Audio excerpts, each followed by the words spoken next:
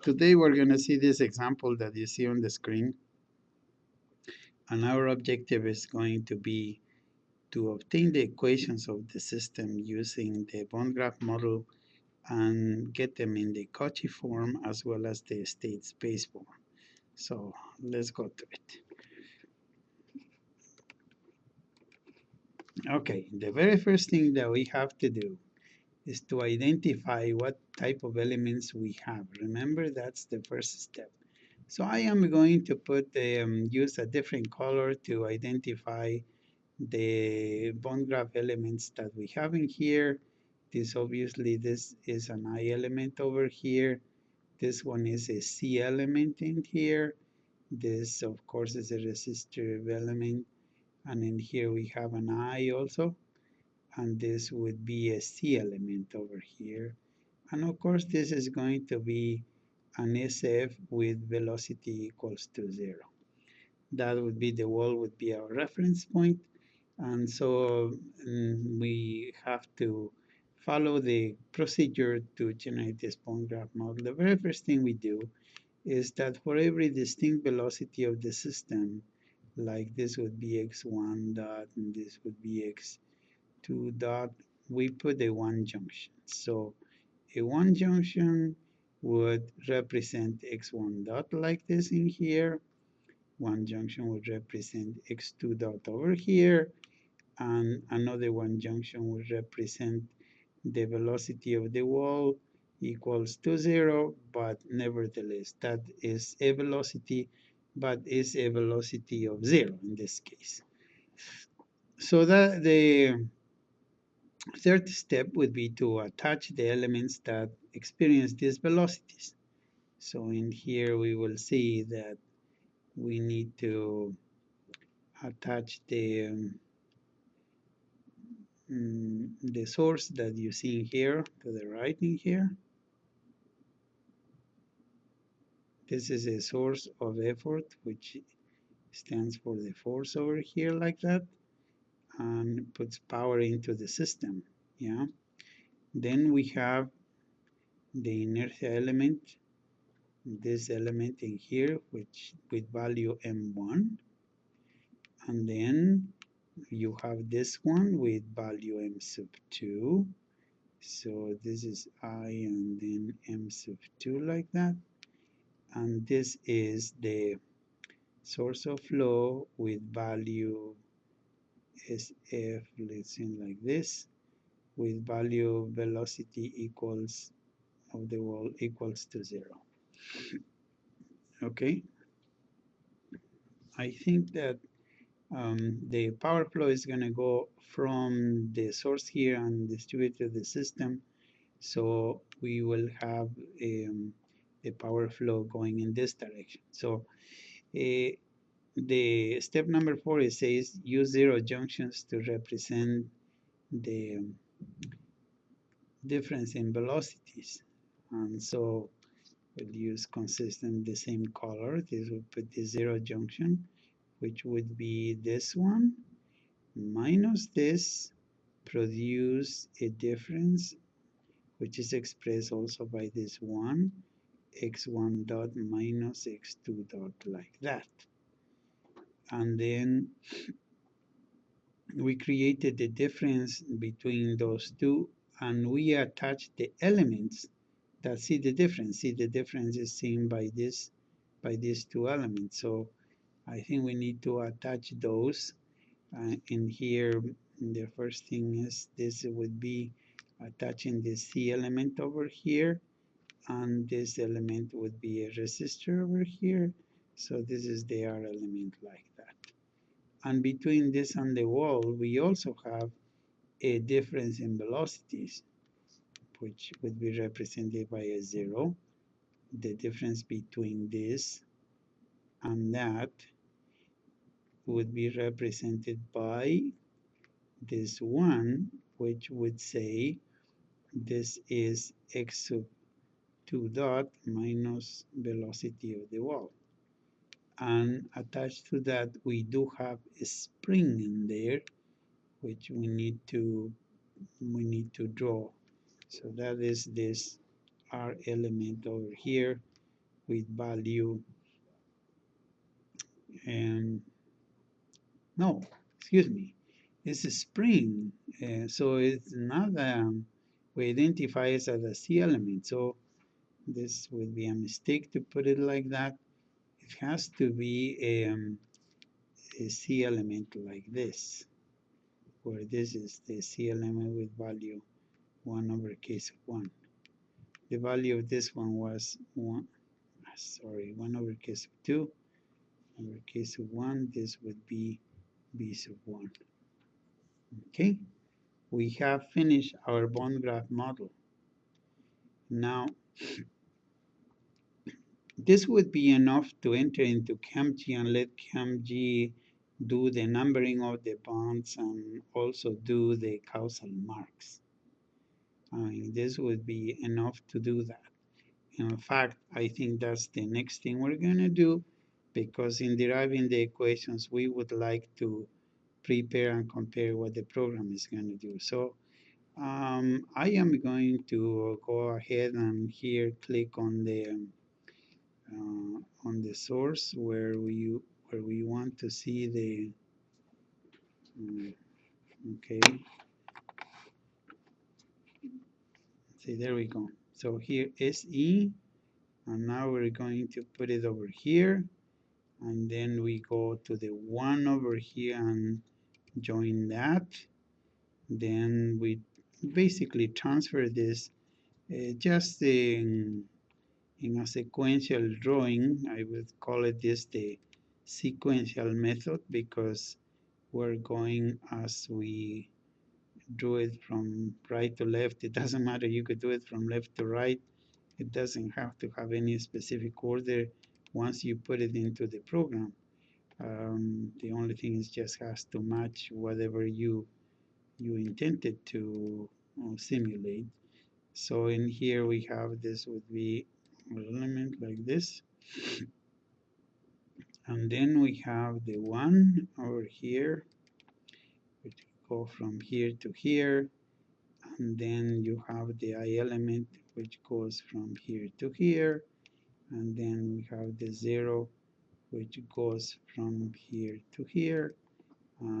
I did not simplify, although I could, but I'm just gonna leave it like that, because of what I'm saying, that this state, the way the bond graph model is at this time, would be enough to produce the enough information that we need to produce the differential equations of the system. And then you have the SF over here, which is from here to here like that. And then everything is all nice and neat. And so we have the same bond graph that we have on the left hand side. We have it on the right hand side. And so now we can proceed to do the equations. Now you see, for those of you who would like to practice the assignment of the causal marks, as you see, ChemG did it all for you. But what we can do is go ahead and practice that and assign it as if that would not be there. And then we will see. I'm just going to pick a different color so that we can see. First we assign it to the sources here, and then to the i's in integral form, or the c's. So the moment that we do this, one flow into the one junction makes this one like that. This other one flow into this one junction makes this like this. The moment that two of those are determined on the 0 makes this causality for that, because the 0 needs an effort in, and at the same time in doing that, we said for the 1, then this has to be like that. So everything propagates nice and neat. And so in here we still don't know, so sourcing here should have done that before. So determines this to be like this. When you have two like that, then this has to be like this. And one flowing, so this is like that. So now let's see if this is the way it turned out. Take a look. CampG did exactly the same thing as I did by hand. So I didn't do my causal marks based on the program. I actually did them completely independent. But you can check. You know? And what I'm trying to say is that we can save our work since we know that the program is going to do it for us.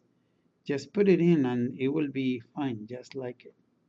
Okay, so now what I want to do is to be able to derive the equations of the system. So what's the method to derive the equations? I like steps, Why don't we say like this? Steps to derive the equations from a bond graph. Okay, and then I'm going to put a step number 1. Okay.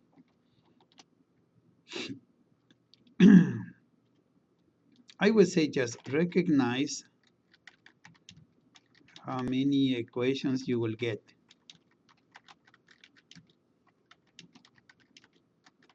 How do you do that?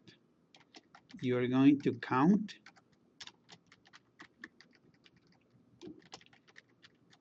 the elements and i's and c's in integral form.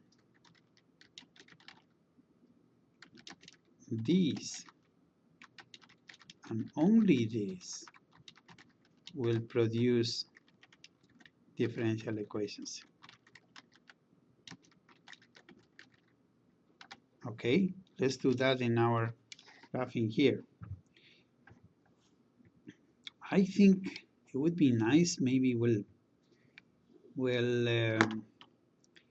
can put a marking here, maybe a little circle or so on the ones that are going to produce the equations.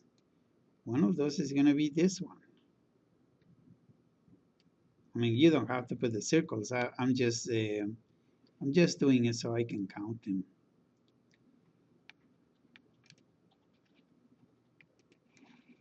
There's 2 here.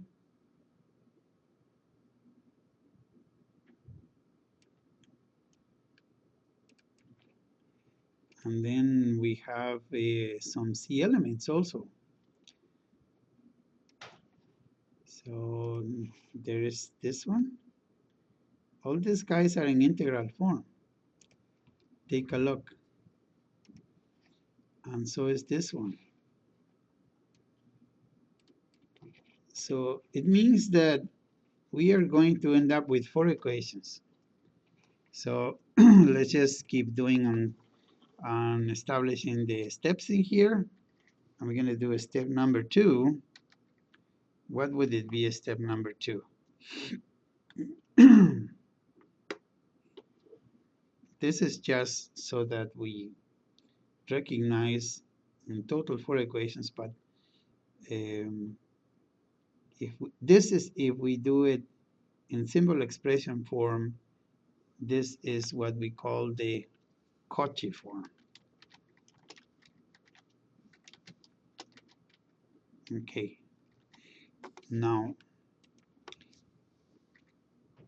we proceed to do the individual equations form. I would say, why don't we put the individual equations? In order to get to the Cauchy form, we need this individual equations form. So here what we do is we write the constitutive equations for each bond, comma, each E and each F. So let's see, correct this word in here, good. And let's do that. So in here, I'm going to do it in an organized way. we need to have the bond numbers and the causal marks. So I think what we're going to do is I am going to steal the bond graph that I had from this, because that one actually has the bond numbers and has everything. I think I'm just going to steal this one from here, and I'll just put it where I want in my notes in here, and perhaps might not be a bad idea to do it right down here. So there we go. So we'll work with this bond graph the same thing as is in the software, and we just use the over here, leave the space for more steps. So I am going to come down here and start here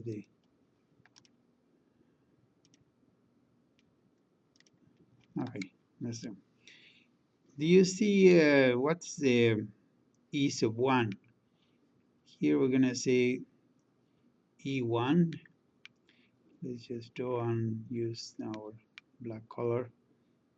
What's e1 is the value of SE1, which is this force that we put in here, F, you know. What is F1?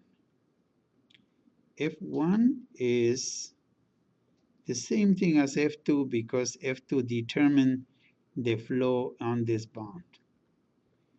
So we did on the first. What we say E sub 2 is? E sub 2 is, what is E sub 2 is? E1 minus E sub 3. Yeah? And what is F sub 2? Is on this I element, so that is 1 over I sub 2 times P sub 2. And because this is integral form, produces the first differential equation, dp sub 2 dt is equal to E sub 2. Okay, so this is the first one. And then E sub 3 is going to be, who caused E sub 3? That's the question. So E sub 3 is determined by E sub 4, because E4 sets the effort to all the bonds there. And then F sub 3 is going to be equal to F2, because F2 made the bonds set that. And then you have to see which bond determine what F sub 3 is. It cannot be this one's. It has to be F2. Then we go E sub 4 is equal to what? The E sub 4 is determined by the summation of E5 plus E6. That's what E4 is. Of course, E4 is E3 and so on, but we already defined that. That would be, just imagine here you put E4 is E3, you write the same equation. It doesn't work. And so E4 is E sub 5 plus E sub 6. And then you have E sub 5. Oh, F sub 4, excuse me. I'm missing, I don't want to miss. What's F4? F4 is determined by what? It's F3 minus F sub 7.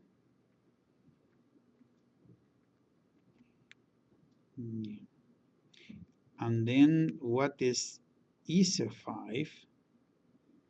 E sub 5 is this, and the seeing integral form is equal to 1 over C sub 5 Q sub 5, and F sub 5 is equal to F sub 4. And then we go on. E sub 6 is what?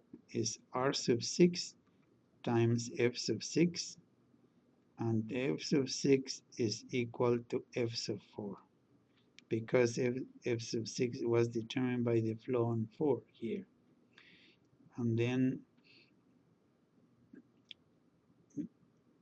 let's go to number 7. E sub 7, who caused E sub 7? E sub 7 is E sub 4, yeah? And then F sub 7, F7 is equal to F8 because that's what determined the flow on these 3 bonds. Okay, so that's that's up to here. We are past halfway of the bond graph model. So let's go over here and continue with this to the 8 and 9 and so on. So in here we'll have we are not done with this step number 2. Do the individual equations. We are writing the constitutive laws of each element. That's what we're doing. So we'll continue in here. This, how about E sub 8? E sub 8 is going to be equal to E sub 7 minus E sub 9 right here. And then we have F sub 8 is 1 over I sub 8 P sub 8. Now I'm going to do something very unusual. I am going to bring out the program to make sure that we are on the right track. And I am going to see whether these equations that we wrote, they are correct. So I'll bring this in here. While this is okay, what we need is perhaps some vision in here, and then I will switch it over. Let's just do the 3 first. Take a look in here and go to the program and say, okay, oops,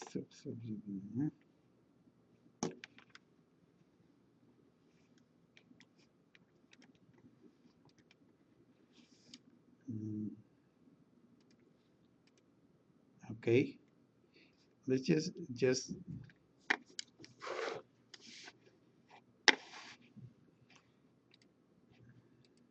still having difficulty with our mouse here.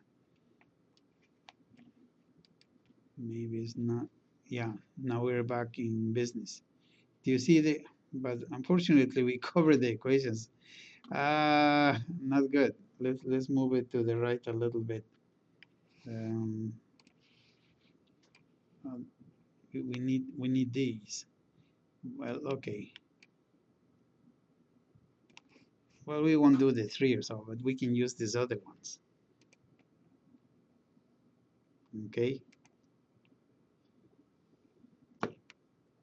So you see, what I think what I'm trying to do is,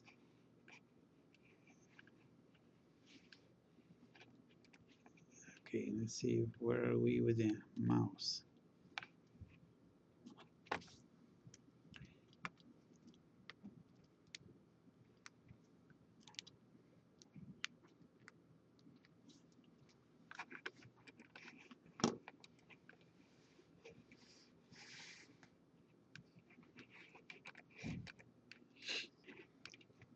He,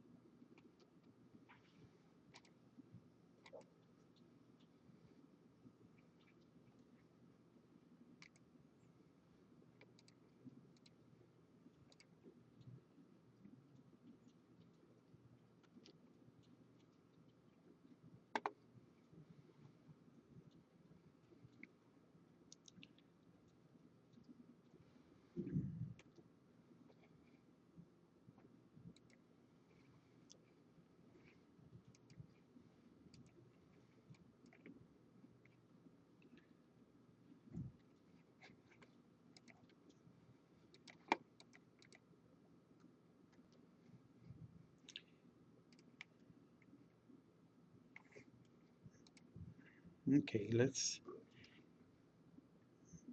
for some reason I cannot get the mouse back. So we'll continue over here. So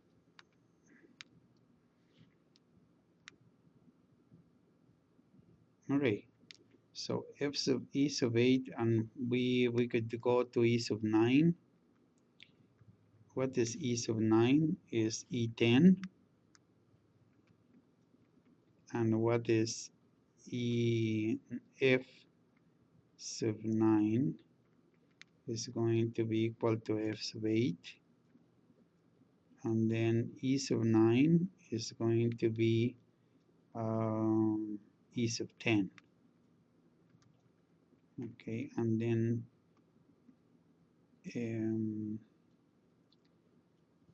oh, I already did e sub 9, so let's just erase that one. This last equation is redundant. Then we need to do e10.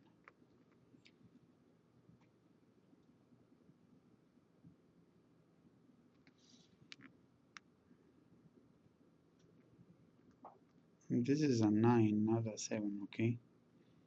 E sub 10 is equal to,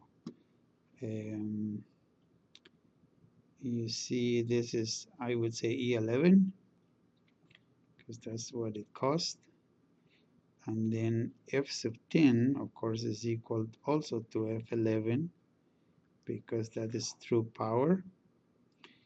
And then you know that E11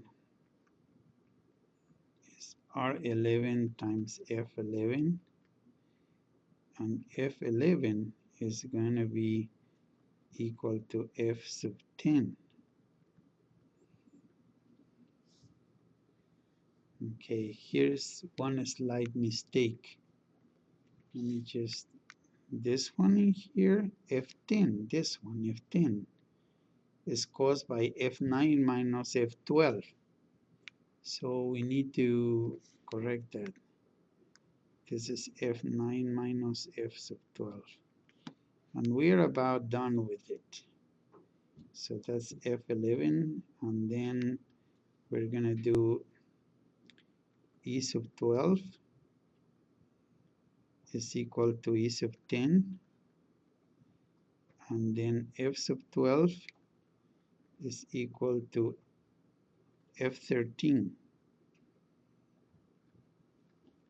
and the final E13 is going to be equal to E sub 12,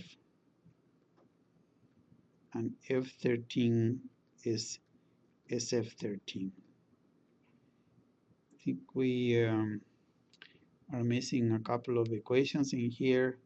When we went to the 5 in here, this one, F5, we needed to have this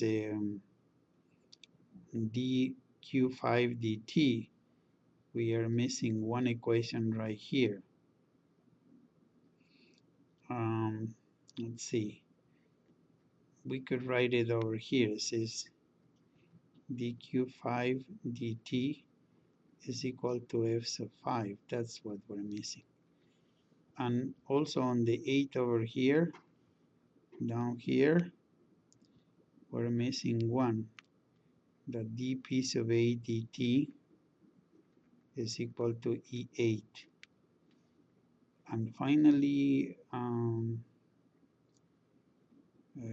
oh, you see what I have done? There is a mistake in here. This is supposed to be a C element, and I have an R element in here. So on bond number 11, I need to correct this. This, in fact, is going to be like E11. This has a different equation. I will correct it here. So hold on for a second. This we go here, draw this E11. Okay, we'll erase it here first. and then over here there's supposed to be a C element. So this would be 1 over C11 Q11 like this. And F11, because this is going to be a C element in here, I think we need to do it with red, otherwise you cannot read it. This is a C element like that to be equal over here. So C11 right there. And F11 is equal to F10, nothing else changes. Well, what does change is that we have one more equation over here, and that is dq11 dt is equal to F11. That is what we need. So once we have that, we have identified the four differential equations. This one, then we have that one, and then we have this, and then we have that. Okay, let's just make a pause for now.